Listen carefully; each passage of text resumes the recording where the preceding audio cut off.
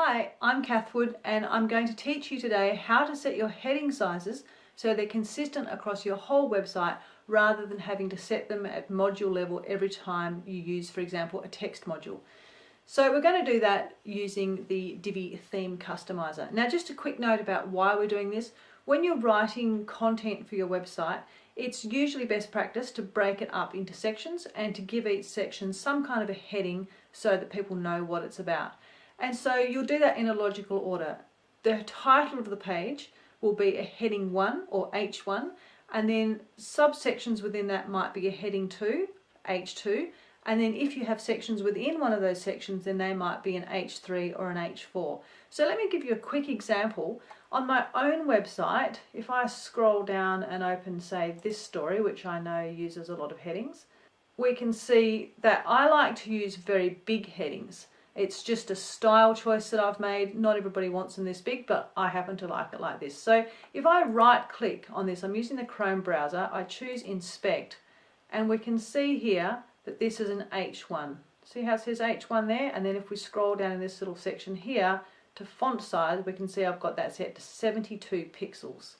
And just a note on this inspect tool, if you've got it full screen, you won't see that little thing we're just looking at before, whereas if you collapse it back down, you've got this little section here. I'm sure you can get that in the full screen too, but I don't know how to do it, so if you know, feel free to tell me, but I just usually use it small like this.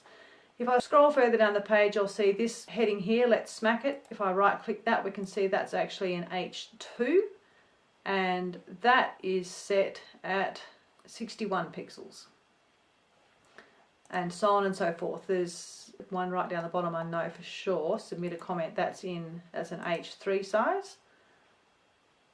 H3, which is 52 pixels. So coming over to another site I have now, which is actually the student site that we give to students doing our Build Your Own Website course. We can see on the About page here, I've just added About a few times. So this top one here, About, is actually an H1. And the next one is an H2, H3 and H4, and the sizes they're set to are 30 pixels for that one, 26 for this one, I've got this written down, 22 for this one and 18 for this one. So assuming that you wanted this to be a bit bigger, this is what you do. So you're going to come to the dashboard and come down to Divi on the left hand side and choose Theme Customizer. And once you're in here, you're going to select General Settings and then Typography, and then you're in. And you can see this section here which says Header Text Size, which is currently set to 30. Now let's just open up that About page so we can see the effect this will have. If we slide this along to the right, see how it's making all of those headings bigger? So this size here is actually referring to the H1 heading. But in making the H1 bigger, the other headings also become bigger.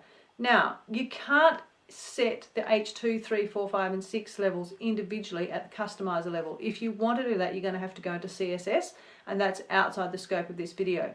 But I find in any case, if you want to make them a bit bigger, let's say you take your heading 1 up to 60, the rest of them are proportionally kind of quite nice anyway, so I'm pretty happy with that. So let's just go, yes, we'll publish that, we'll make that change live.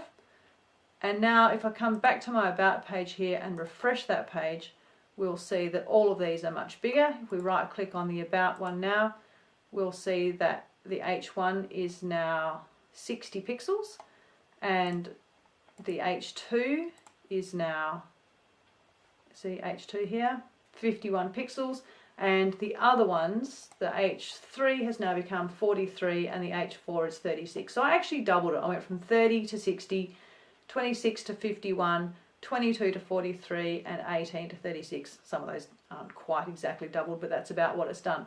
So that's how you do it. It's really quick and simple, and it's a good way to make sure that your website is consistent across all the pages. So give it a go, and if you have any questions, let me know. See you on the next one.